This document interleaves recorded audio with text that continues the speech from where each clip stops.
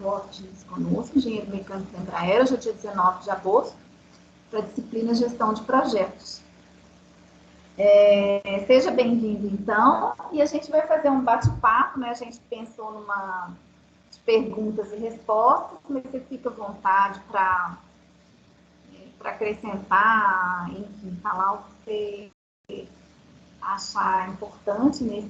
A ideia é que seja um bate-papo mesmo, que seja leve, que você traga, sobretudo, para a gente a sua história, a sua experiência, as dificuldades e facilidades nessa sua história de vida, né? Desde 2004, muito bom, né? 16 anos aí em gerenciamento de projetos e projetos de destaque, de importância para o Brasil, né? Como uma empresa brasileira e tal. Então, Otávio, gostaria, gente, o Otávio é meu cunhado, né? Eu preciso contar para vocês, então eu não consigo chamar ele de Renato. Você não importa não, né, Otávio? Nem um pouco. Pode ficar à vontade. Um pouquinho para a gente da sua vida profissional, né? De como que foi essa sua atuação e como é que você chegou até a trabalhar com gerenciamento de projetos e qual a importância disso na sua carreira. Tá bom. Primeiro, é um prazer para mim estar aqui, tá, Simone? É uma honra ser convidado, então, para mim é um prazer. Então, pode chamar outras vezes. Eu acho que eu já falei com algumas pessoas dessa turma quando o Ronan me convidou para ir lá no Instituto Federal, né? Ainda não estava na pandemia, estava presencial. Vocês estão me ouvindo? Tá me ouvindo? Todo mundo ouvindo aí, gente? Tá bom. Tá. Então, quando eu começo a falar da minha carreira profissional, eu volto bem antes de eu começar a estudar, né? Porque não tem como eu falar do que eu me tornei assim como profissional sem falar um pouco da minha formação desde cedo, né? Por que eu fui fazer engenharia mecânica, mestrado em engenharia mecânica, trabalho com projeto de desenvolvimento em engenharia, né? Porque na verdade eu nasci dentro de uma oficina, dentro de uma oficina que era uma coisa bem especial, porque era quase uma oficina de artesão. O meu pai, ele mexia com máquinas, ele fazia manutenção em máquinas de escritório, que hoje em dia nem existem mais, né? Aquelas máquinas de datilografia. E quando eu me dei por gente, eu já estava ali dentro daquele ambiente. O meu pai, apesar de não ter estudado, ele é mais que um engenheiro, assim, em termos de criatividade e fazer as coisas. Então, isso para mim foi uma consequência da minha vida, assim, como desde criança, né? Então, eu não escolhi fazer o curso técnico, depois fazer a engenharia mecânica, depois fazer o mestrado em engenharia mecânica. A minha formação escolheu para mim. Foi quase que, realmente foi bem inconsciente essa história toda, né? E quando eu fiz isso, né? Eu fiz curso técnico em instrumentação, que é muito parecido com a engenharia mecânica. Depois fiz engenharia mecânica lá no UFMG, fiz o mestrado em engenharia mecânica. E quando eu estava lá naquela época de mestrado, meio deprimido ali, sem saber o que fazer, do nada apareceu uma vaga na Embraer e o meu professor me indicou. Eu nem sabia onde era Embraer, nem sabia, não conhecia São José dos Campos, não conhecia Jacareí e a região toda, né? Quando eu fiquei sabendo, me falaram que era tipo uma megalópole, né? Tudo emendado, e eu não acreditava. Quando eu cheguei aqui era exatamente isso. Então, quando eu cheguei na Embraer, então eu não sabia o que eu ia fazer, né? Eu achava que eu ia lá ficar calculando e ficar vendo a linha de produção, e na verdade não tem nada disso, né? A gente trabalha em ambiente de escritório, praticamente o tempo todo, sentado, e é bem diferente, assim. Nessa história aí, acabei ficando um pouco frustrado com esse início ali, mas logo me vi dando os meus pulos para poder tentar melhorar a minha motivação. E aí comecei a correr atrás de interfaces, das áreas de interface de onde eu ficava, porque era uma área muito específica onde eu trabalhava, e essa área era muito fechada, é uma tecnologia muito fechada, inclusive é a que eu sou líder hoje. Mas é uma tecnologia de muita profundidade, é uma engenharia aeronáutica, uma engenharia de aeroelasticidade, é um negócio bem fechado, assim, bem específico. Só que eu sou inquieto demais, eu comecei a procurar as áreas de interface e com isso eu já comecei a coordenar pequenos projetos de fora que precisavam ser tocados nesta área, né? E isso já em 2003 ou 2002. Gente, eu vim para cá em 99, tá? Então, 2003, 2012 já comecei a fazer alguma coisa dessa. Em 2004 eu fui formalizado como gestor de projetos mesmo, né? E só que como é uma área específica, tecnológica, não tem como você falar de gestão do projeto ali sem também pensar que você tem que ter conhecimento muito técnico específico para poder, inclusive, conversar com as pessoas. E acabei liderando um grupo de pessoas também, né? Em 2006, a gente montou uma empresa, eu e mais dois caras que tinham saído da Embraer e estavam voltando da Airbus e de uma empresa da Airbus. A gente montou uma empresa que, na verdade, era uma indústria. E essa indústria acabou dando, assim, a empresa está viva até hoje, já tem mais de 15 anos, então ela é uma empresa que pode ser considerada um sucesso, porque as empresas no Brasil, as pequenas empresas, elas são muito difíceis de ir para frente, né? Mas eu não consegui ficar lá, porque eu tinha comprometimento financeiro e a empresa sugou da gente muito dinheiro, muito recurso, muito trabalho durante muito tempo. Então, de 2006 a 2009, eu trabalhei na empresa, ainda trabalhando na Embraer, saí da Embraer para trabalhar nessa empresa nossa e não dei conta. Acabei saindo dessa empresa nossa, porque a gente não conseguia receber nada, e fui lá para a Mectron, né, que é uma empresa aqui de São José também, aeroespacial, e na Mectron eu fiquei uns 2 anos e meio, mais ou menos. Depois eu fui convidado para ir para Vale, Soluções de Energia, só que em 2013 acabou que estava começando um projeto super legal, inclusive esse projeto que ganhou esse prêmio aí do PMI, e me chamaram para voltar, para fazer a liderança do time de a engenharia aeronáutica nesse projeto novo, que está terminando mais ou menos agora, ou daqui uns 2 anos, mais ou menos, né? Então é isso, a minha história foi mais ou menos essa. Hoje, eu começo olhando para trás, eu questiono muito as minhas decisões, como que elas foram e não foram, acertadas ou não, foi assim que eu cheguei até aqui, né? Por esse caminho. Assim, falando um pouco de gestão de projeto, depois eu queria entrar um pouco mais especificamente, acho que você vai fazer outras perguntas talvez, se o formato do bate-papo é melhor mesmo, eu não queria ficar falando demais, porque eu não sei o quanto quais as curiosidades, o quanto que quão profundo ou raso eu devo ser, né? Mas qual a importância de gestão de projeto num ambiente como a Embraer, né? É praticamente completo, porque, por exemplo, esse projeto que ganhou este prêmio, ele é um produto muito legal, né? A gente trabalha com o desenvolvimento integrado de produto. Ele é um produto legal, mas se ele não fosse um projeto legal, né, ele não teria o princípio, meio e fim e não teria sucesso nas vendas, no custo, no mercado, na, na, na no tempo que a gente precisava colocar ele no mercado, na aceitação dos clientes. Então, assim, um projeto é todo o contexto de você sair de uma ideia ou uma necessidade, na verdade, de você pensar numa ideia ou necessidade, saber onde você está em relação a essa ideia ou necessidade e construir a ponte entre a ideia e a necessidade, e entender a necessidade e a realidade, que é o que você tem hoje, que é o que é o concreto, né? O que você pode fazer, as ferramentas que você tem e tudo mais. Então, para mim, e aí eu posso estender isso para qualquer tipo de ambiente, de serviços, de construção, de varejo, de atacado. Então, assim, projeto para mim não precisa ser tão formal quanto, vou construir aqui um diagrama de tal, não sei o quê. Assim, o projeto, para mim, ele é a forma que a gente tem de chegar na ideia a partir do conhecido, a partir do agora, né?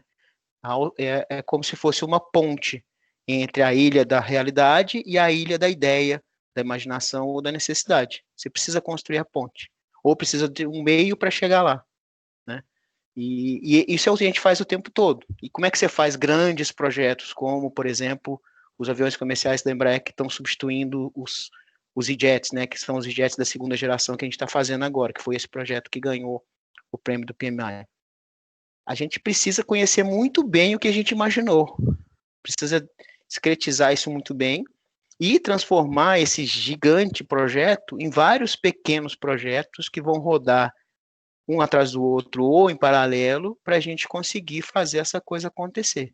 E todos esses projetos, um monte de coisa vai dar errado, e o que a gente pensa também é o seguinte, tudo que o projeto, a única certeza que você tem dele é que vai ser diferente daquilo que você imaginou no início. O quanto que você controla essa diferença é que é o grande lance da gestão de projeto.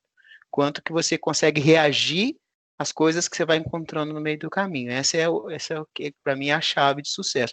A ideia e discretizar as etapas é uma etapa muito importante. Mas lidar com o que vai dar errado, porque sempre vai dar errado, não é errado, né? É diferente daquilo que você pensou, é uma das coisas mais importantes também, que é a volta, né? Bom, eu não queria ficar falando demais, Simone. É melhor a gente ir nas perguntas mesmo. Eu não sei se eu respondi sua primeira pergunta.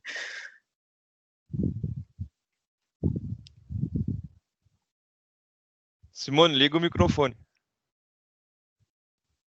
A imagem dela também tá congelada para mim. Tá congelado? Não, para mim tá, mas não tem problema. O áudio tá bom. Mas olha só, respondeu sim, tá? Respondeu muito bem, mas a turma pode também ficar à vontade, levanta a mãozinha, eu olho aqui, e aí a gente faz a pergunta, se a turma quiser falar, tá, gente? Fiquem à vontade. Mas isso é muito interessante, quando a gente pensa numa Embraer, né, numa grande empresa, a gente pensa assim, que você tem tudo, né? Sonhou, tá tudo na mão, né? Porque é diferente de uma pequena empresa que o projeto é bem isso mesmo, ele é mais artesanal e ele é possível, né, da mesma maneira. E aí eu queria que você falasse um pouquinho disso, assim, das dificuldades. A gente estava, aula passada, a gente conversou muito sobre a capacidade de identificar a complexidade de um projeto. Né? Já saber de antemão o quanto ele tem, quais os fatores que são mais fáceis de ser identificados e menos fáceis já no momento do planejamento. Enfim, a gente prevê um pouco dessas dificuldades ou do que vai dar diferente do que a gente tinha imaginado. E aí eu queria saber como é que surge na Embraer, né, para você já entrou para trabalhar no projeto, como é que surgiu a ideia dele? Ele vem de onde? Há uma área que pesquisa isso? Quem avalia e quem define que esse projeto vai acontecer?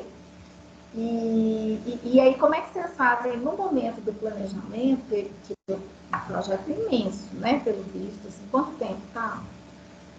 A gente vai finalizar os 3 aviões, a gente começou a gente fez o plano de negócio em 2013, ele foi aprovado em 2013. Antes disso, já tem uns 2 anos de preparação do próprio plano, né? Aí, depois do plano de negócio, que aí sim foi dado o que a gente chama de go ahead do projeto, especificamente, então foi 2013, né? O primeiro avião que voou, que é uma etapa do projeto muito importante, que é de 3 aviões, né?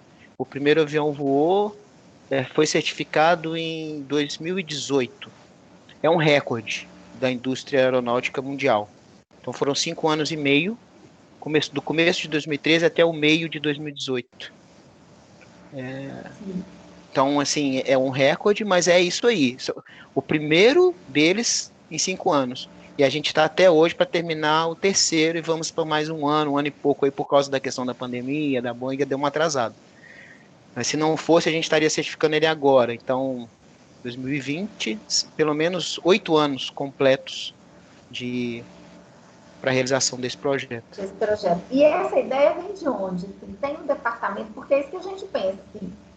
A gente pensa em tudo operando como um sistema mesmo e muito fluindo muito bem. Aí eu queria até que você contasse para a gente se é assim ou se é um mito, né? Se a gente tem, enfim, conta um pouquinho para a gente como é que isso funciona. Como qualquer ideia, Simone, geralmente ela acontece na cabeça de alguma pessoa que influencia outras, né?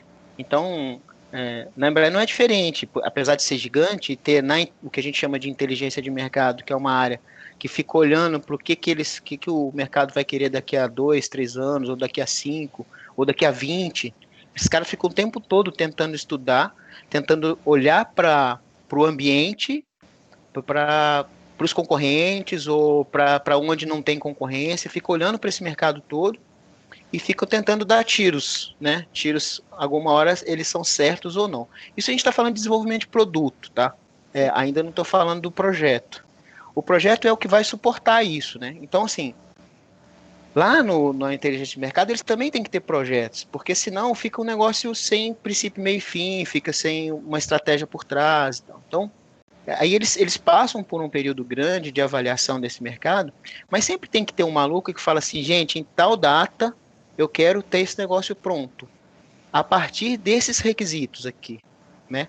E aí ele lança a ideia. Aí os caras começam a amadurecer esses requisitos. O que eu estou chamando de requisito? É assim, putz, eu quero um avião que vai substituir, e foi exatamente isso. O cara falou, putz, eu tenho 1.000 aviões voando hoje, que vão se envelhecer, e esses clientes vão ficar sem um outro avião para comprar.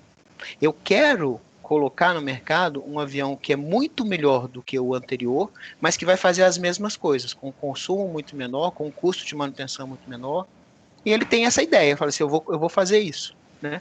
Aí ele tem que depois, durante um tempo de projeto que a gente chama de anteprojeto, e aí em outras áreas, né, da elaboração do caso, do business case, assim, ele tem que provar que se ele, provar não, né, convencer o conselho de administração da empresa, que vai botar muito dinheiro no projeto, que ele consegue.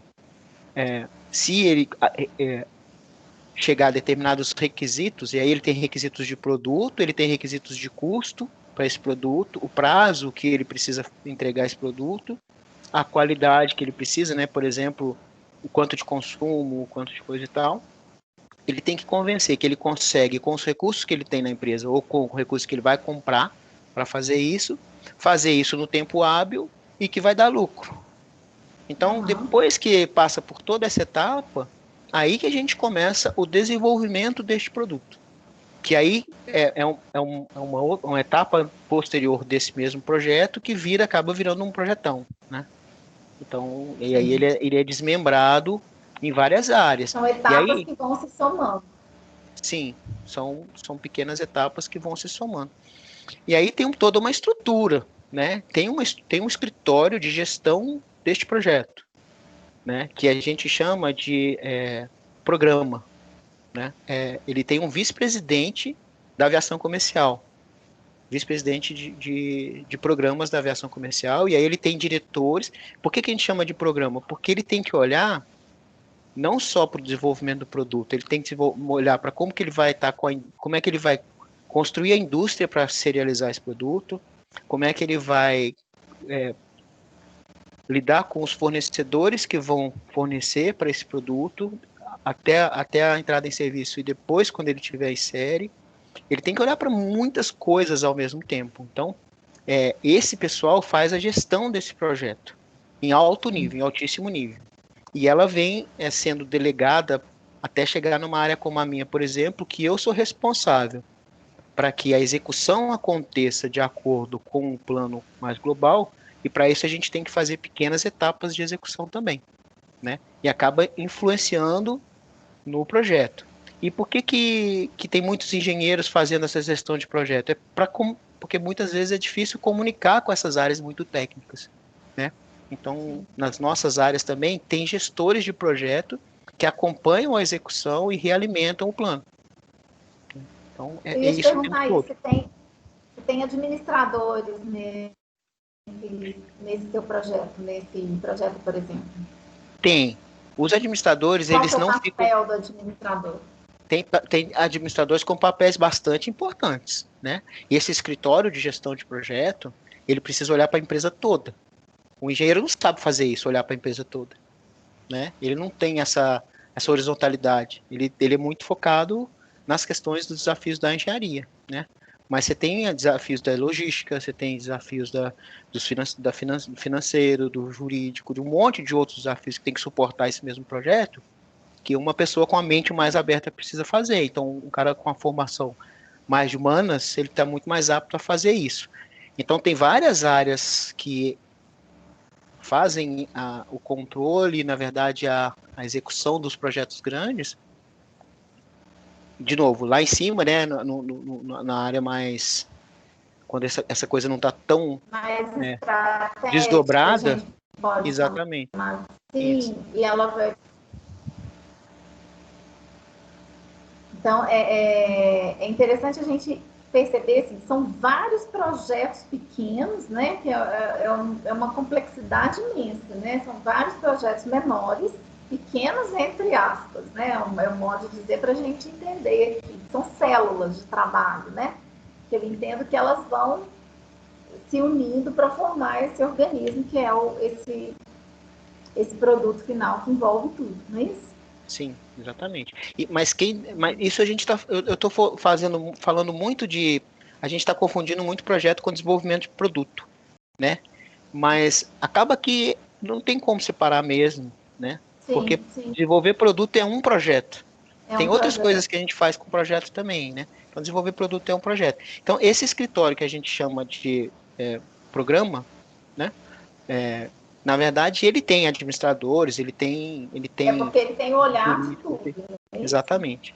Então, aí quando isso vem para a engenharia, existem os gestores técnicos, que são gerentes e diretores que olham para os times, para as necessidades que a gente precisa ter para desenvolver, é como se a gente estivesse comprando ferramenta. Esses caras são os donos da ferramenta.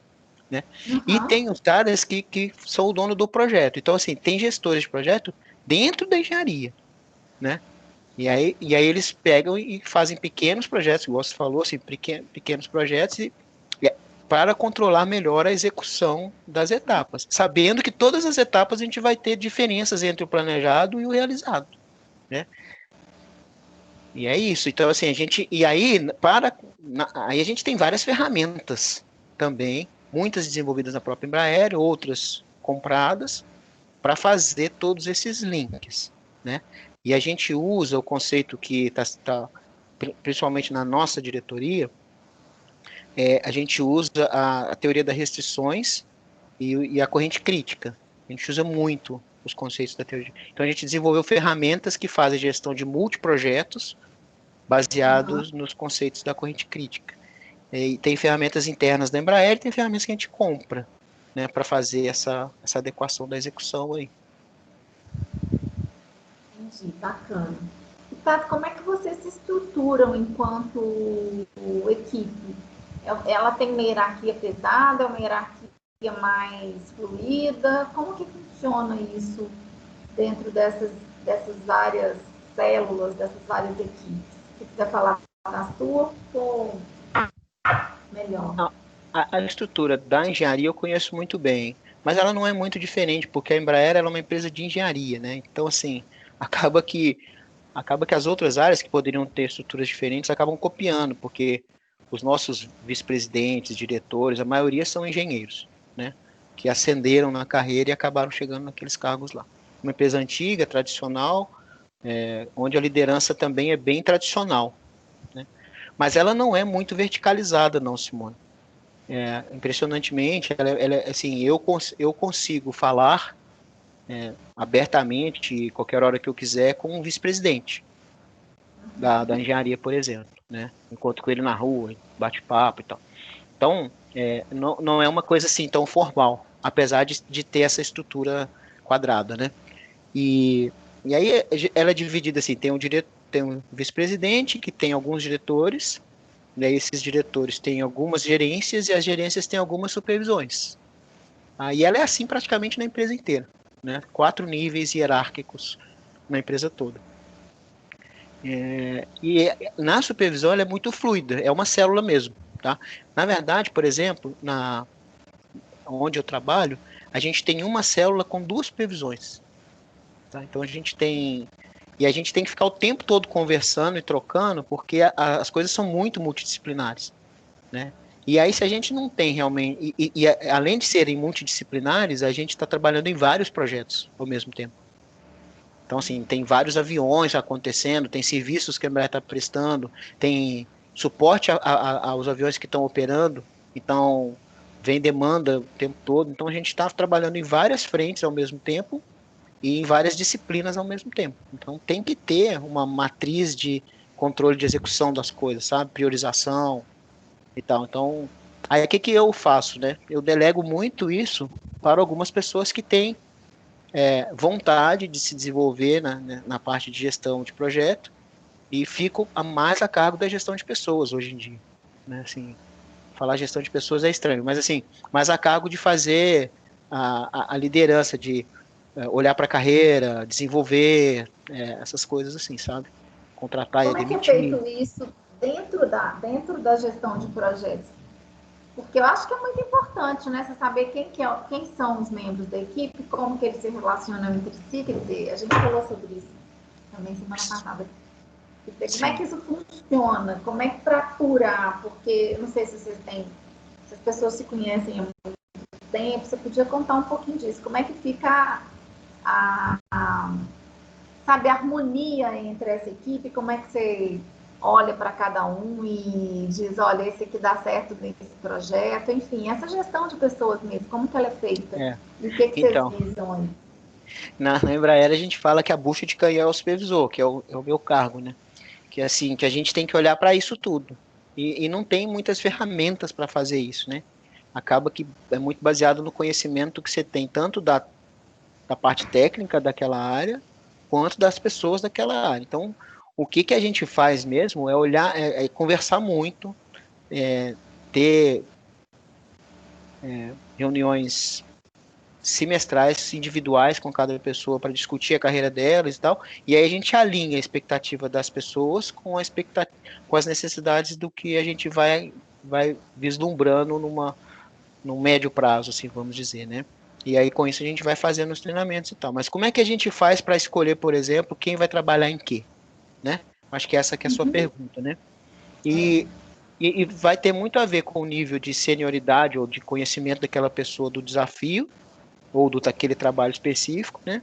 E também tem a ver com a disponibilidade da mão de obra. Às vezes eu preciso pedir emprestado de outras áreas uma pessoa, às vezes eu preciso pensar, aí esse trabalho aqui a gente vai ter que desenvolver umas ferramentas antes, e aí ou treinar alguma coisa antes. Então, e aí nesse caso a gente tem que ficar olhando para os planos com uma certa antecedência. E quem faz esse link dos cronogramas e dos planos com a área a responsabilidade é do supervisor. Por isso que eu falo que a gente faz a gestão de projeto e a gestão de pessoas ao mesmo tempo. E isso é muito difícil de fazer, porque são dois bonés, né, que você tem que ficar colocando o tempo todo. A gente tem suporte desse escritório, como eu te falei, que tem esse braço no gestor de projeto da engenharia, mas acaba que assim eles dão uma visão mais macro e se apropriam das ferramentas que fazem o feedback. Na verdade, sim, quando a gente executa e tem que realimentar os projetos com aquilo que foi executado, esses caras nos suportam com as ferramentas, com até coisa assim, ó, vocês esqueceram tais coisas, essa coisa aqui não está andando, por que será? Aí ele conversa com outras áreas que estão devendo informação, e assim por diante. Então, esses caras facilitam a nossa vida nas interfaces, mas dentro da área, quem faz a gestão do projeto é o supervisor também. Bacana, muita coisa, né? Uma loucura. É, é uma loucura. E eu queria que você falasse um pouquinho, tá? A pergunta da Débora, a Débora mandou aqui no nosso chat uma pergunta, ó. Eu não Como tô vendo o você vê chat. a área. Você tá vendo? Eu vou abrir o chat aqui, tá? Pode Precisa não, falar. eu leio para você. Como você vê a área de gestão de projetos no cenário atual da empresa, que passa por uma crise econômica devido à pandemia, e o investimento em novos projetos pode ser comprometido. Enfim, ela está concluindo que esse investimento pode ser comprometido. Sim. Como é que você vê isso, né? É. Ô, Débora, Esse momento de pandemia. sim, o que eu vejo, assim, teve uma época que as empresas começaram a pensar que gestão de projeto era luxo, né? Isso, acho que na década de 80 e coisa e tal, a administração e o marketing até deram uma caída, as escolas começaram a não formar muita gente e tal, porque as empresas pensavam isso mesmo, eu vou deixar de investir nessas áreas de apoio, elas chamavam de áreas de apoio, e achavam que isso era um custo que elas não precisavam ter, né? Durante muito tempo foi isso que as empresas pensavam. Hoje, o que a gente fala, assim, é intrínseco à sobrevivência da empresa lidar com projetos, né? Porque aí ela tem controle do princípio, meio e fim. Então, assim, enquanto existir desenvolvimento ou serviços, ou enquanto existir uma empresa que está fazendo isso, existe a necessidade. Pode até ser que ela seja feita por outras pessoas, mas a gestão do projeto ele tem que acontecer, né? Então, pode até ser que isso seja feito por um... Uma professora que estava trabalhando. A gente mude a forma de fazer, né? Horizontalize mais, mas assim, sempre vai ter alguém focado na gestão do projeto, né? Agora, se a pergunta foi, será que vamos ter novos projetos?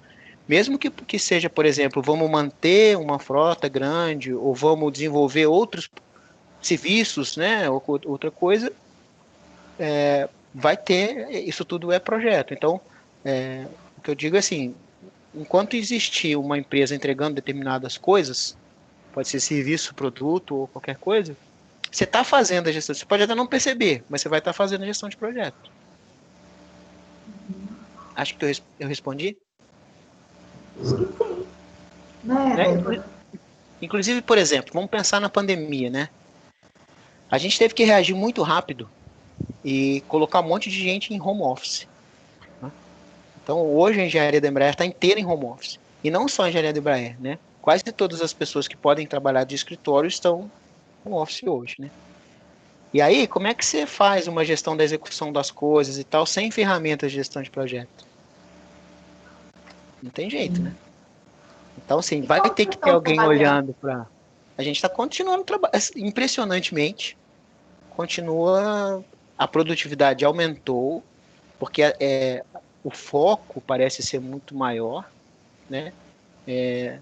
Não tem as distrações normais de um ambiente de escritório, aquela ida para o café. Então a produtividade aumenta, você continua fazendo as coisas que você tem que fazer, porque como a gente trabalha por pacotes priorizados por uma cadeia de projetos, você sempre tem o serviço pingando ali, né?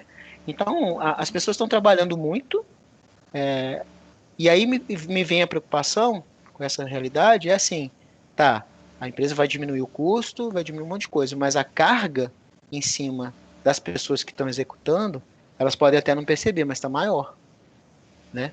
Então, assim, o foco muito maior. Quando a gente faz uma reunião como essa, a gente não tem o não verbal, você não está vendo a pessoa ali do outro lado. Então, você tem que prestar muito mais atenção para ter a comunicação, para ela fluir, do que era numa sala de reuniões, ou o cara tirando dúvida aqui com o outro, né? Então, acaba que o seu foco aumenta muito para você ter o mesmo rendimento, e isso talvez gere uma consequência de médio prazo aí, de adoecimento, de perda de qualidade de vida e tal. Então a gente tem que começar a preocupar com isso, porque eu acho que esse caminho é um caminho sem volta. A questão do home office, para muitas empresas que tinham medo de fazê-lo, agora elas não têm medo mais, porque viram que dá certo. Então, essa é uma grande questão que eu acho, sabe? Que a gente vai ter que tratar no médio prazo aí. A Embraer agora, eu ainda não vou perguntar da gestão de projetos, mas a Embraer, por exemplo, questão de equipamento, mobiliário, essas coisas, porque eu fico pensando assim, que as empresas passaram para nós, né, funcionários assim, muitos dos custos que eram delas, né? Por exemplo, luz, o espaço físico, né, que é um espaço físico, os espaços físicos das nossas casas foram completamente alterados, né? Por exemplo, eu aqui separo uma parte da sala que ninguém pode vir nesse momento, né, no momento do aula. E assim os nossos alunos estão todos nessa mesma condição. E aí você falou de redução de custos. Quer dizer, eu imagino que o impacto nos projetos seja, inclusive, muito bom que você tem custos. Já tem essa análise de entender custos fixos que houve, de fato, uma redução? É claro que não impacta no resultado do projeto, mas ele contribui, de uma certa maneira, para a lucratividade, não? Da empresa de uma maneira geral, ou para novos projetos até de pensar novas formas de trabalho, enfim, o que você acha disso, como você percebe? Isso tem influência, não tem? Sim. Eu acho que tem muita influência. Numa empresa como a Embraer, é difícil da gente percebê-la em curto tempo, porque como os projetos são muito grandes, de uma monta financeira muito alta e de prazos longos, acaba que você não tem essa gestão tão em cima das coisas, né? Mas, além disso, como são multiprojetos e muitas coisas acontecendo ao mesmo tempo, até para o próprio caixa da empresa, até essa verificação de como que tá, é complicado fazer, tá? Sim. Mas assim, eu vou te falar, tem 4 prédios que estão fechados, né? Então assim, o custo desses prédios diminuiu muito. E aí se você começa a estender e achar que isso é uma realidade mais estável, você não precisa ter aquele prédio, né? Você não precisa ter o transporte das pessoas para a empresa.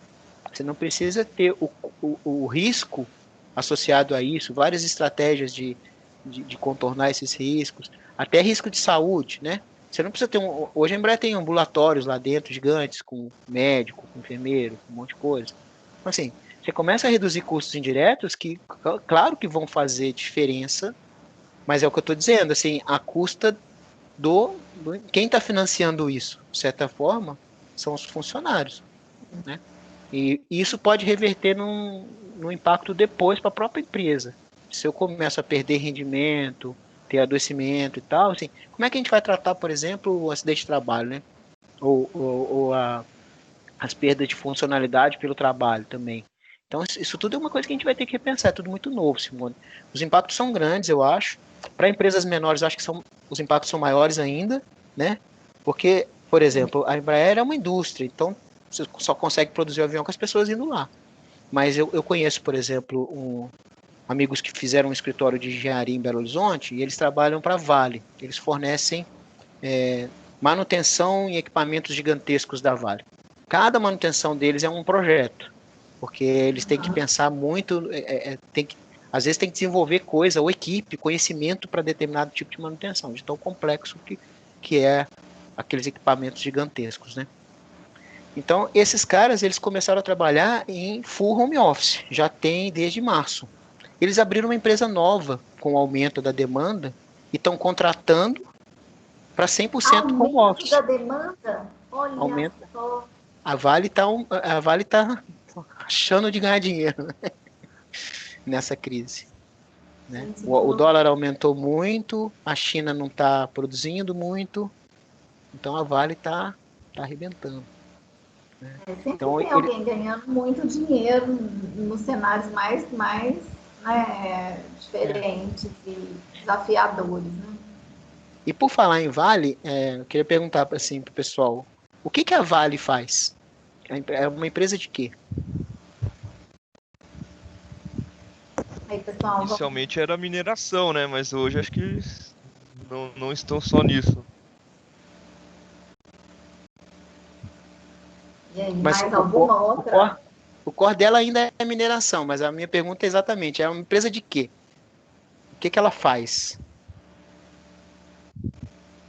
Acho que ela é uma empresa de soluções, né? Soluções de quê, gente?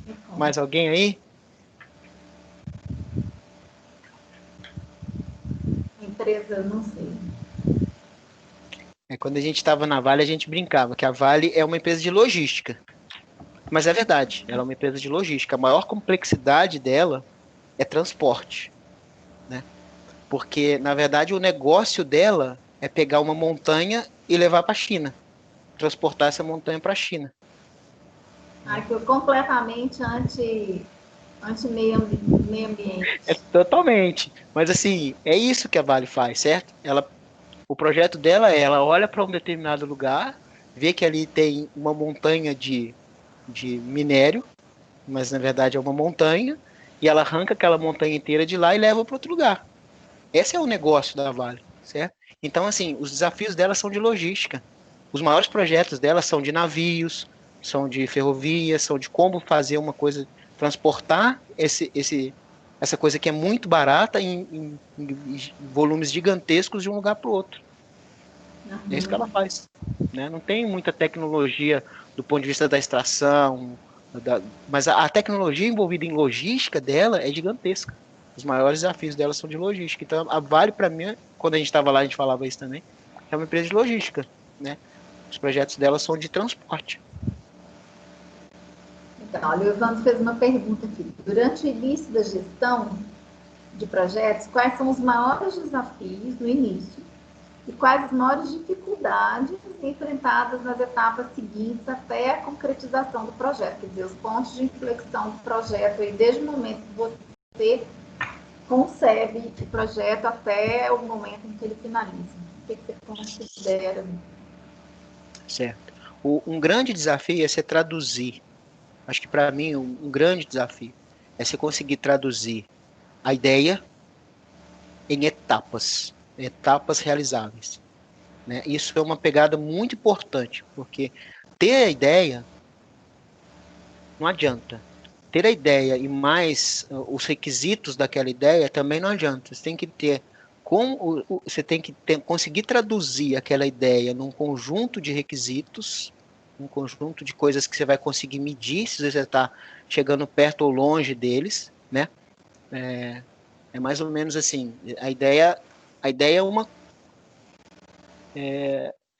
tá lá na ilha da imaginação. Eu tenho que tentar o máximo possível tirar ela do abstrato e transformar ela em coisas atingíveis, apesar dela ser uma ideia.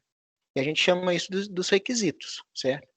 Então, eu traduzo aquela ideia num conjunto de requisitos, e quanto mais específico eu conseguir ser, melhor eu consigo ver se eu estou chegando perto ou longe de atingir aquela ideia, né? E depois, por exemplo, o arquiteto vai lá, faz aqueles primeiros esboços, depois ele faz uma ponte daquela, igual aquela ponte estaiada ali, e ele convence um monte de coisa, um monte de gente que aquele conjunto de requisitos que ele elencou para traduzir a ideia dele numa coisa concreta, né, servem para controlar aquele projeto. E aí, então assim, essa etapa é muito importante no meu ponto de vista. Depois você pegar esses requisitos e quebrar eles em etapas realizáveis, né? E aí você está fazendo realmente a estruturação dos caminhos do projeto ou dos muitos projetos para chegar naquele, né? E aí a partir daí e até aí é uma gostosura, certo? A gente gosta de fazer isso. A gente faz isso desde criança, né? Tirar da mente e realizar é o que a gente foi treinado como criança a fazer, depois a gente vai esquecendo, né? Então, quando a gente experimenta, né? A gente traz da ideia e começa a experimentar através do brinquedo, de um monte de coisa. A gente faz isso desde sempre. Então, essa parte do projeto, ela é fascinante, né? Quando você tenta tirar da ideia e traduzir ela e convencer as pessoas que a sua ideia é muito interessante, que vai dar certo e tal, e até quebrar em etapas, enquanto você está fazendo isso, para mim é super legal, porque é uma coisa nova, é novidade, então assim, essa coisa é muito legal, assim, de chegar nesse nível, para mim principalmente, pelo menos, né? Aí depois tem uma etapa que é bem complicada, que é você saber se aquelas etapas e aquelas coisas que você colocou que estão fazendo, se elas estão caminhando num ritmo necessário para você chegar naquela ideia, naquela realidade, com o custo que você previu, no tempo que você previu, né? E com a qualidade que você deseja para aquela entrega ou para aquela ideia, né? Fazer essas mensurações é muito crítico. E muitos projetos se perdem nesse momento, né? É comum, por exemplo, Esse momento, tá? Na hora da gente São fazer a aqueles gestão da critérios que execução, você elencou. né? Então, essa é muito desafiador e ela é chata. Para quem não é da área quem não gosta de gerência, ela é chata. Então as pessoas não gostam de fazer, elas não se ligam nisso. Só que ela é importantíssima, né? Que é exatamente isso, é retornar para aquele plano inicial tudo que está dando diferente. E você conseguir depois se replanejar a tempo de continuar avançando, né? Esse negócio do PMI aí foi muito interessante porque, assim, ninguém acreditava que um projeto de aeronáutica pudesse sair no prazo. Ele saiu antes do prazo, né? Ninguém acreditava que um projeto de aeronáutica podia sair no custo. Ele saiu com menor custo. E ninguém acreditava que um projeto de aeronáutica pudesse ter cumprir todos os requisitos ainda um pouco melhores. Por exemplo, o consumo projetado ficou melhor, o alcance projetado ficou um pouco melhor, a percepção da qualidade ficou melhor, o custo de manutenção ficou menor. Então, por isso que ele ganhou esse prêmio aí, né? Porque, e aí, qual que é a grande diferença dos outros? A gente sabe fazer melhor do que os outros? Não. Assim, a parte técnica? Não. A gente soube fazer desdobramentos de plano melhores? Também não. A sacada mesmo foi a gente conseguir ter uma visão do avançamento, né? Uma visão das etapas, como que elas estão evoluindo e os problemas que vão tendo desde o início, né? E realimentando isso de uma forma muito precisa. Essa precisão na hora de realimentar o caminho, né? Você fala, vou fazer essa ponte, mas eu tenho que saber se ela está indo para aquele lugar mesmo. Essa precisão de saber se você está apontando para o lugar certo é muito importante quanto mais cedo no projeto. Tem gente que deixa fazer isso muito tarde. E aí você vê, você já estourou o prazo, já estourou o custo, já não tem mais o que fazer. Haja vista aquela ponte lá, não sei se você sabe, né? Durou um pouco mais de um ano depois do plano inicial. Então, mais ou E a menos ponte isso. ficou enorme. E assim, será que ela ficou suficiente para o Exatamente. Né? Eu fico E assim, pensando toda vez. sabe o que é interessante, Simone? Aquela ponte, quando ela foi começar a fazer, o pai da Dani, que é amiga nossa, ele é técnico de cimento. Então ele trabalhou muito tempo com concreto, fazendo análise de laboratório, em concreto, de ponte, de estrada e tal. Ele veio aqui, eu falei com ele, o Ricardo, essa ponte vai ficar pronta em 1 ano. Ele olhou, eu mostrei para ele o desenho, não vai não, não vai não. Ele já sabia. Ele já sabia quando estava fazendo a fundação. Então, assim, muitas vezes a sua ideia, a sua crença, ela tem que ser rebatida por pessoas que conhecem esses aspectos, os desafios, né? Ele falou, sabe por que não vai? Porque esse arco vai ser de concreto. E nessa medida eles vai ter que ter tantas formas e a cura é de tanto tempo, então só para curar o concreto vai gastar mais de 1 ano. Ele fez a conta na hora, assim, sabe? Então, assim, você precisa desses especialistas que vão te colocar a realidade. Quando você está no mundo das ideias, tudo é possível. Sim. Só que você tem que traduzir isso em coisas reais, em palpáveis, para você fazer o acompanhamento. E essa era uma realidade que o pessoal não queria enxergar. É lógico que tem todo um contexto político no meio que a gente não precisa entrar aqui, né? É claro que tem. Eu achei muito interessante quando você vai falando, o tempo todo você fala muito de questões, até você falou assim, olha, aqui é uma empresa de engenharia. Então, os altos cargos são de engenheiros, então a gente tem uma estrutura que vem dessa cultura, né? Dessa maneira dela construir o conhecimento, né? Sim, sim. E isso é muito interessante. Eu queria que você falasse um pouquinho para a gente sobre a importância desses fatores, porque dentro da análise de projetos tem um nome específico, enfim, mas da valorização disso que é um ativo, né, da instituição, a maneira com que ela soluciona problemas, os valores que ela tem, a maneira que ela vai se construindo ao longo do tempo. Em que medida que isso, o que você apontaria como valores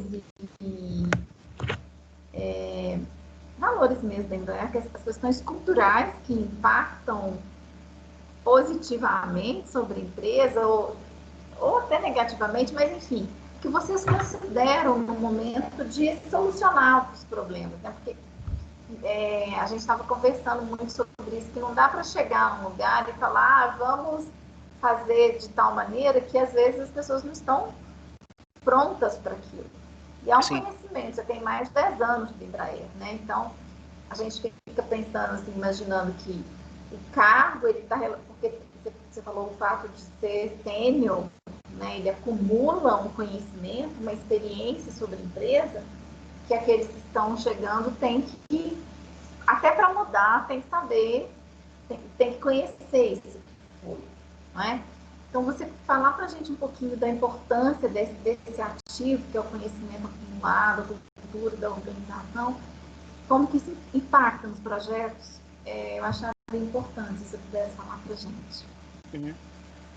Bom, de novo eu vou falar da experiência da Embraer, eu posso falar de outros lugares, assim, como crítica, mas acho que a Embraer é interessante, assim, né? E não só para, assim, como uma empresa de engenharia, ela tem essa questão forte da questão de solucionar problemas, né, do desafio, ela tem até um slogan, né? O desafio cria outperformance, né? Não, ele fala assim que o desafio cria performance extraordinária, né? Então, assim, esse é o lema hoje da empresa, né? Porque challenge, create, outperform, né? Então, ele, eles dizem isso, assim, e é isso mesmo, que está na base da cultura, quanto mais difícil, mais legal, né? Quanto mais desafiador, né? Quanto mais o pessoal não acredita que vai acontecer, vai. Então, esse é um grande valor. E aí, para isso, precisa dessa pegada, né? Eu tenho que saber o que é factível ser realizado e o que não é, num ambiente de alta complexidade, né? E aí, como é que a gente faz num ambiente de alta complexidade? Transforma em pequenas coisas muito simples. Se você criar pequenas coisas muito complexas, você não vai sair do lugar. Então, aí, essa questão desse conhecimento é muito importante. E, assim, uma outra coisa que a Embraer tem muito, e eu acho que é muito baseada nisso, né, é a valorização do conhecimento, assim, tal, da entrega. E aí acaba que fica um ambiente um pouco mais paternalista, mais esse jeitão de passar a mão na cabeça, né? Então, assim, não tem uma pegada muito da produção, assim, daquela coisa que vamos correr atrás a qualquer custo, ou desse exagero da indústria automobilística, por exemplo, né? As coisas acontecem com desafio e tal, mas tem um ritmo um pouco menos frenético. E aí tem essa coisa. Agora, uma coisa que eu acho que acaba a gente fica um pouco que poderia ser um pouco mais legal isso fecha a organização para não olhar muito para fora. Né? Quando você valoriza demais, quando você tem uma cultura de muita valorização daquilo que você desenvolve ali dentro e o crescimento ali, você perde oportunidades de olhar para o lado e ver que tem gente fazendo soluções mais legais, mais rápidas, mais simples, e aí você não acaba não absorvendo muito isso. Então a empresa tem essa questão, a gente é muito foda. Então, por sermos essa coisa de damos conta de qualquer coisinha que você precisa fazer, você tenta fazer ali dentro. Você não olha para fora para saber se já tem gente fazendo melhor, né? Então a gente reinventa a roda muitas vezes ali. Isso é um efeito colateral dessa questão dessa estrutura do valor da criatividade, da eficácia em resolver esses problemas, né? Mas a maior cultura da Embraer é essa. O desafio cria oportunidade, não é que cria oportunidade, cria entregas extraordinárias, né? O desafio faz a gente avançar, mais ou menos isso. Legal. E quando a Embraer olha para fora, ela olha para onde? Quando ela olha, o que as pessoas estão fazendo, outras empresas, para onde ela está olhando? Ela olha muito para as outras, para as concorrentes, né? Para a indústria aeronáutica. Ela olha para a indústria automobilística, mais de coisa grande, né? E há pouco tempo atrás, essas pessoas que trabalham com a corrente crítica e tal, começaram a olhar para ambientes de produção, para outras coisas, assim, né? Mas ela olha para isso. E acaba tendo que contratar um monte de consultoria que vem, fala um monte de coisa e tal, mas também não tem a vivência de dentro da empresa para poder fazer essa transformação, igual você falou. A gente, para conseguir fazer alguma transformação, você tem que primeiro aprender aquela cultura para depois propor coisas novas, né? Então, o que a gente tem feito, Simone, principalmente na questão da gestão de projetos aí, é que com a questão da corrente crítica, alguns diretores acreditaram muito nela, estudaram bastante, né, a teoria das restrições, e a gente está desenvolvendo as ferramentas e está tentando difundir dentro da empresa. Esse projeto que ganhou foi assim, uma das consequências, dos porquês que ele acabou ganhando, né, uma das causas, é porque tem pessoas que estão muito ligadas nessa questão da gestão de projeto, né? E então, assim, a gente já fez outros produtos maravilhosos antes, só que a gente não fez no prazo, não fez no custo, né? Então, dessa vez, tinha um produto bom, tinha engenharia muito boa por trás, mas tinha gente preocupada com o plano e com a execução do plano, ou dos milhares de planos, né? Então, isso fez toda a diferença. E com isso, esses caras, né, esses poucos caras que investiram muito nisso, ganharam força. As pessoas começaram a olhar para eles e falaram assim, ó, legal, agora a gente pode começar a fazer isso para o resto da empresa. Então, é muito assim, sabe? As coisas vão acontecendo por iniciativas mais ou menos individuais ou de algum pequeno grupo que vai tentando transformar, né? Beleza, eu vou fazer uma última pergunta, porque eu já queria encerrar, mas o Lucas mandou uma pergunta aqui. E gente, depois, quem tiver mais pergunta, né, até revendo, porque eu estou gravando, viu, tá? Vou Tá? deixar disponível para eles aqui dentro do ambiente do Instituto, não vai para fora. E ele está perguntando assim, eu, na verdade, queria saber o que você vê para o futuro desse tipo de gestão, de projetos que eu acho que, de uma certa forma, você já respondeu quando você respondeu para a Débora lá em cima. E o Lucas está perguntando quais são as habilidades necessárias e importantes para um gestor de projetos. Vamos imaginar que eles quisessem, né, Lucas, sair e falar, olha, eu quero entrar, ser gestor de projetos de uma grande organização. O que você acha que eles precisam desenvolver? O conhecimento básico das ferramentas, né? Que isso vocês conseguem fazer tranquilamente. Uma comunicação clara, né? Do que a comunicação é muito importante para um gestor de projeto, né? Ele tem que conseguir conversar com várias áreas, com interlocutores de diferentes níveis empresariais. Às vezes ele tem que convencer acionistas, donos ou investidores, isso em qualquer corporação, né? Em qualquer lugar, na verdade, né? Às vezes ele pode ser um gestor de projeto dele mesmo, mas ele tem que se convencer que ele vai pôr um dinheiro, que ele tem que trabalhar para determinada coisa, né? E essa habilidade da comunicação das ideias é muito importante. E assim, eu vejo que como habilidade, isso dá para desenvolver também essa coisa de transformar a ideia ou aquela necessidade aparente numa coisa que é mais palpável, mais real. É o que a gente fala de transformar em requisitos. Tem ferramentas para isso, tem técnicas.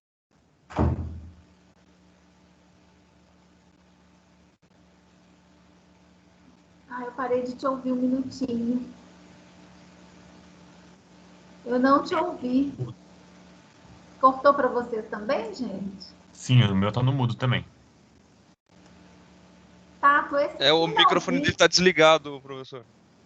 O seu telefone está desligado. Tem um controle no meio do cabo do microfone que deve ter o mudo. Deve ter ativado o mudo sem querer. E ele saiu da conversa, professor. Estou embora. Ele deve voltar. Eu tenho um modelo de fone igualzinho dele, e às vezes acontece isso mesmo. Sem querer, você aperta o controlezinho que tem no meio do fio. E aí lá tem o símbolo de mudo o Iago também. é rico, professor. Não, a empresa que na verdade não é meu não, é da empresa. Pô, mas sua empresa é rica também. Então, por que, gente? Que microfone é esse aí? Ele voltou.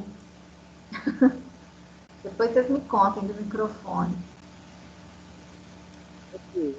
Acho que apertou o mudo do seu microfone, né? A gente ficou finalzinho.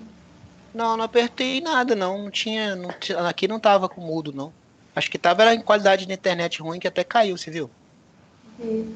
Aqui, a gente tinha ouvido até você falar assim, que precisava da habilidade técnica, obviamente, e da qualidade de comunicação. Tá? Aí você chegou até a falar dos projetos pessoais, né, dessa pessoa ser capaz de saber o que ele deve investir, onde que ele vai colocar o dinheiro, convencer outras pessoas, outras empresas, enfim, da importância daquilo e da capacidade dele de transformar essa ideia em um produto, um serviço real que funcione dentro desses parâmetros aí. Acho que foi aí, né, gente? Isso. Até aí assim, a gente escutou. Acho que não falei muito mais que isso, né? Essa habilidade que a gente consegue fazer de capturar a ideia ou a necessidade e transformar num conjunto de requisitos, né? Num conjunto de de variáveis simples que eu consiga mensurar se eu estou atingindo ou não aquele objetivo, né? Aí tem várias técnicas muito modernas, por exemplo, de programação de software que o pessoal usa, que é storytelling, um monte de coisa que é assim, você pegar uma ideia ou uma necessidade e transformar isso num conjunto de variáveis que eu consiga identificar e medir se eu estou cumprindo ou não com aqueles requisitos, né? E essas certificações, hein, Tato? Eu vi, por exemplo, que a gente utiliza como livro-texto aquele PMBOK. Sim. E eu vi que tem certificação, entrevista, quer dizer, eu trabalho com projetos muito mais simples, são, né? Eu trabalho com a área de cultura, então o nosso longo prazo, eu até queria que você encerrasse para a gente isso. O nosso longo prazo na cultura são 3 anos. Sim. Para você, eu vi que 3 anos é um curtíssimo prazo, né? Isso é importante, é interessante a gente ver essas diferenças, né? Entender que não é esses conceitos eles não são fechados, né? Depende do projeto, depende da complexidade, e o que é complexidade para cada área, para cada setor, o que está tratando, mas eu vi muito pesquisando aqui para as aulas mesmo, né? Para entrar mais nessas ferramentas. Isso é interessante fazerem essas certificações? Como é que é isso? Simone, depende muito do ambiente, né? Eu vou te falar, por exemplo, que em empresas grandes e como a Embraer, não é tão importante assim se você não vai trabalhar diretamente no escritório de projeto.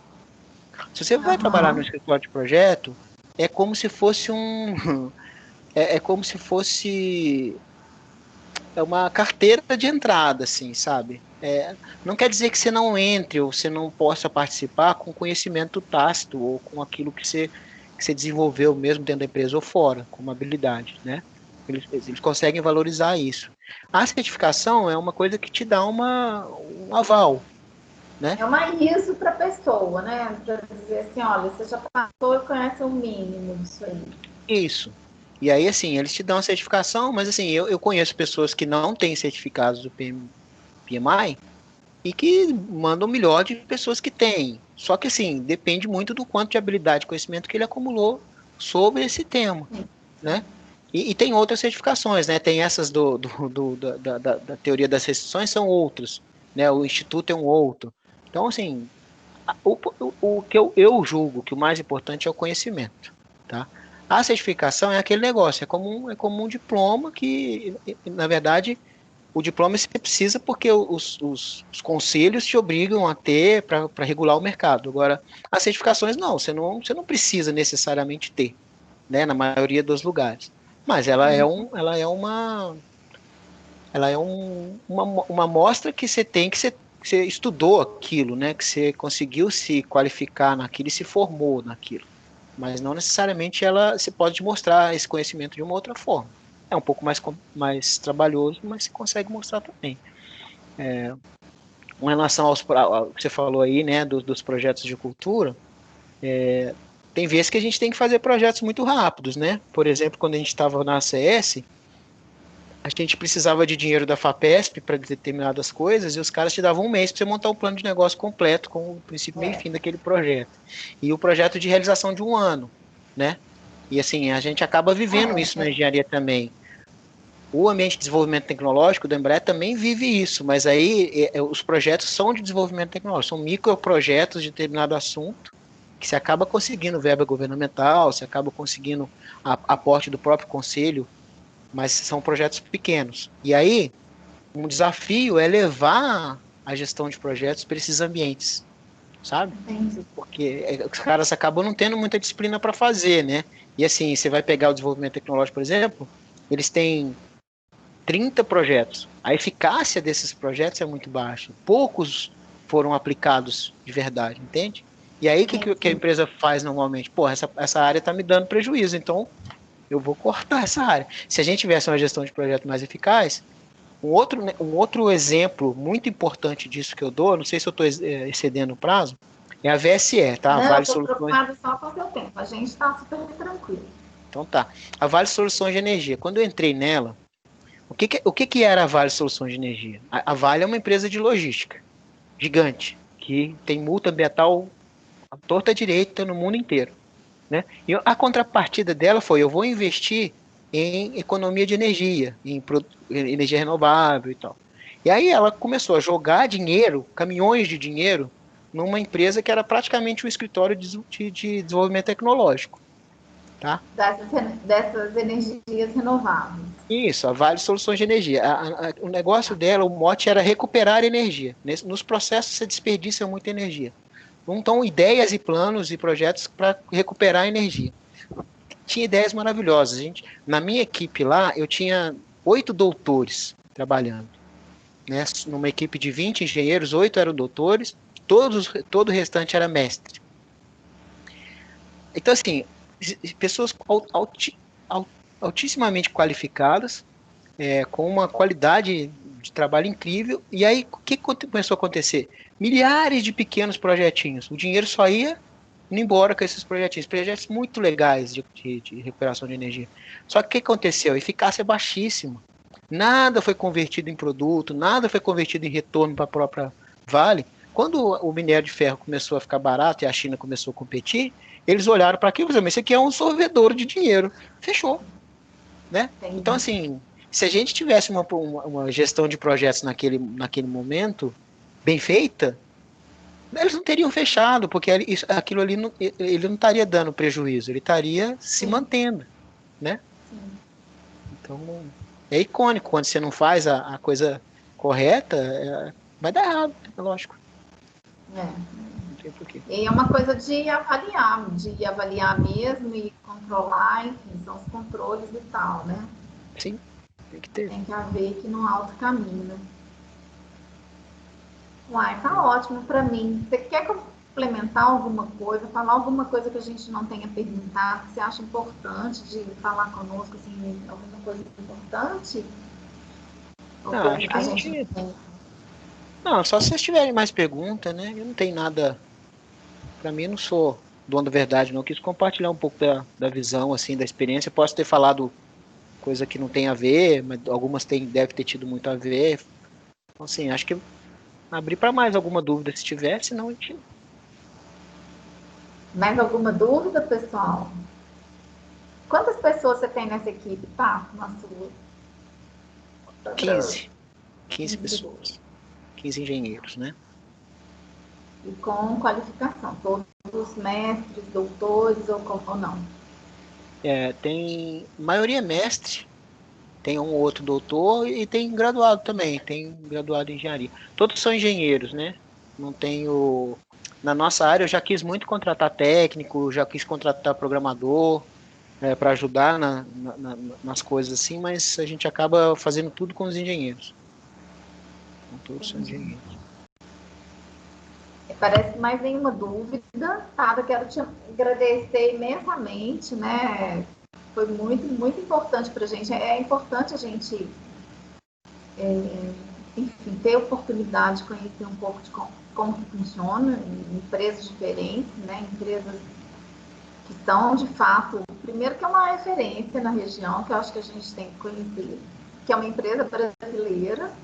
E depois, para nós, administradores, quer dizer, é muito distante da nossa realidade quando a gente vai trabalhar muito com pequenas, médias e grandes empresas, né, pessoal? Mas, enfim, o nosso dia a dia está muito nas médias, por ali. Pequenas empresas ainda trabalham um pouco com gestão de projetos, que a gente acha que é uma ferramenta que pode auxiliar, inclusive, colocando num outro patamar, né, de competitividade ou de cooperação entre essas empresas. Enfim, a gente pode pensar em projetos para que a gente tenha, inclusive, tecnologias distintas de gestão, né, que parece que tem sido um desafio nosso. Mas é importante a gente pensar no quanto a questão da profundidade, da experiência. Uma coisa que eu falo muito com a turma é assim, o melhor projeto vai ser aquele capaz de se aprofundar mais nas questões. E pelo que você falou, fica ainda mais claro, né? É isso. Quanto mais a gente conseguir se aprofundar, se deter, claro, não pode se perder, né? Mas porque tem que ter em mente o que você quer com aquilo e aí tem que cumprir, né, os prazos, os custos, enfim, esses requisitos. Mas, então, eu quero te agradecer, dizer que é muitíssimo importante para a gente ter esse outro conhecimento que a gente não detém de jeito nenhum. E, você ia perguntar alguma coisa? Parece que ele levantou a Ele mão. levantou a mãozinha. Na verdade, também era só para agradecer, porque acho que é a segunda palestra que eu estou participando já com o Otto, com o Renato. Acho que ele deu uma no Instituto também, uma vez falando sobre um Sim. case de um jato e tal. Cheguei um pouquinho atrasado nessa, mas realmente foi muito boa, tanto essa, assim como a primeira palestra que você deu lá. Então, novamente, muito obrigado e parabéns aí pelo conhecimento e por estar compartilhando com a gente. Legal, Seja obrigado. sempre bem-vindo, né, Iago? Seja sempre Com bem-vindo. certeza. Com certeza Legal. ajuda muita gente. Ainda mais para as pessoas que ainda tem pouca noção sobre o setor empresarial. É muito legal ter essa visão de um gestor de uma multinacional, ainda mais com cases tão interessantes aí. Legal. Obrigado, Iago. É um prazer para mim, tá, gente? É uma honra. Na verdade. Obrigada. Tá, então, muito obrigada. Uma boa noite para você. Boa noite, pessoal. Boa noite, gente. Boa noite a todos aí. Obrigado. Boa noite. Tchau. Obrigado, Obrigada. Renato. Valeu, Tchau. Flor. Boa noite, gente. Valeu. Boa noite.